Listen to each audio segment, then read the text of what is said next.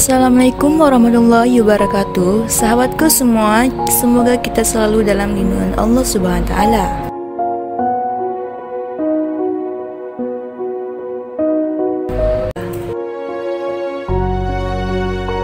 Nabi Adam alaihi salam merupakan manusia pertama yang diciptakan oleh Allah Subhanahu wa taala. Adam diciptakan untuk menjadi khalifah atau pemimpin di muka bumi. Ada banyak hikmah yang bisa dipetik dari kisah Nabi Adam alaihissalam. Suatu ketika Allah Subhanahu wa taala memberitakan kepada para malaikat bahwa Ia akan menciptakan makhluk dari bangsa manusia. Makhluk ini diciptakan dari tanah di bumi yang nantinya juga akan menjadi khalifah di bumi. Kisah ini terdapat dalam surah Al-Baqarah ayat 30. Ingatlah ketika Tuhan berfirman kepada para malaikat, sesungguhnya aku hendak menjadikan seorang khalifah di muka bumi.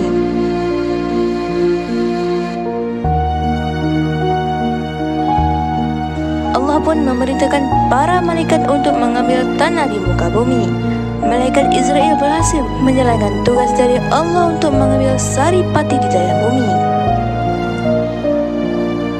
Allah Subhanahu wa taala lalu menciptakan manusia sebagai makhluk yang paling sempurna. Manusia diberi akal, tubuh dan jiwa. Allah melengkapi ciptaan itu dengan meniupkan ruh Nabi Adam alaihissalam.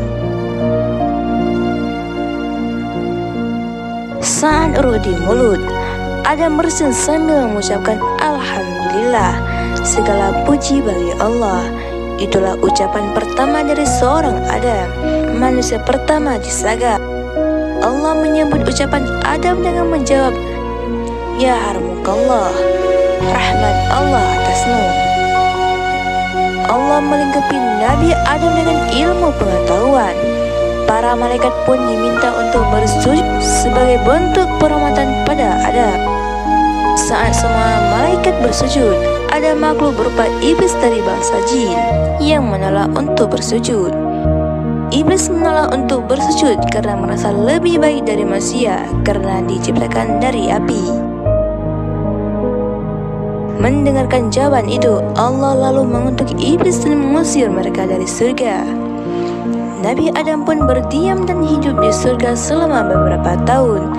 Suatu ketika Adam merasa kesepian dan Allah pun menciptakan Hawa untuk menemani Adam.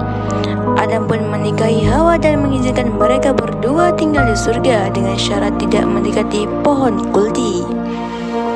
Bertahun-tahun Adam dan Hawa mematuhi aturan itu hingga setan perlahan terus mencoba merayu mereka dengan tipu daya. Tipu daya berhasil.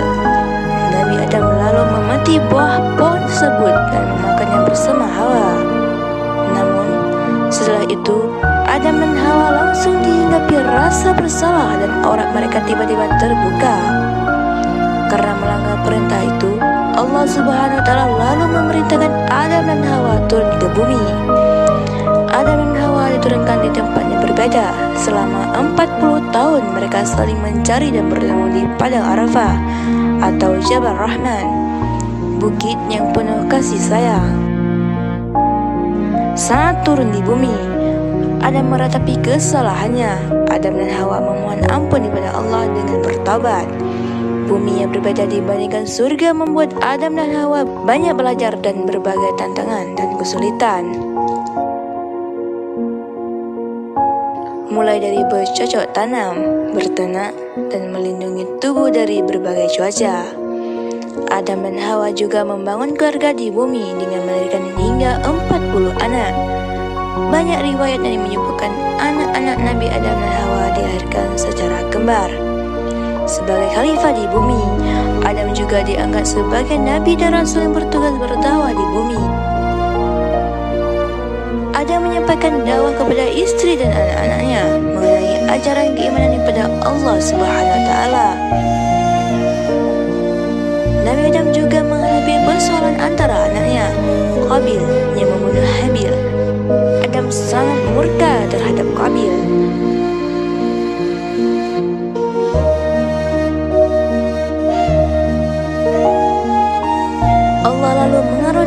Nabi Adam dengan anak-anak laki yang tidak memiliki saudara kembar, yang diberi nama Syed. Syed merupakan anak yang cerdas dan berakhlak baik. Keturunan Syed kelak melahirkan Idris.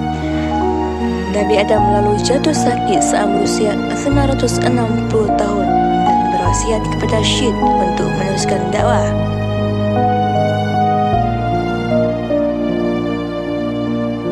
Malaikat lalu mencabut nyawa Adam, memandikannya, mengafani, menyalatkan dan menguburkannya. Dari kisah Nabi Adam alaihissalam ini terdapat sejumlah hikmah yang bisa diambil. Sebagai manusia, sudah selayaknya kita memahami bahawa iblis adalah musuh yang akan terus menggoda hingga membuat manusia tersesat. Tugas manusia adalah melawan godaan syaitan yang beribadah kepada Allah Subhanahu wa taala. Allah juga menerima taubat setiap hambanya yang bersungguh-sungguh. Terima kasih sudah nonton sampai habis di channel kami. Sampai jumpa pada video berikutnya. Wassalamualaikum warahmatullahi wabarakatuh.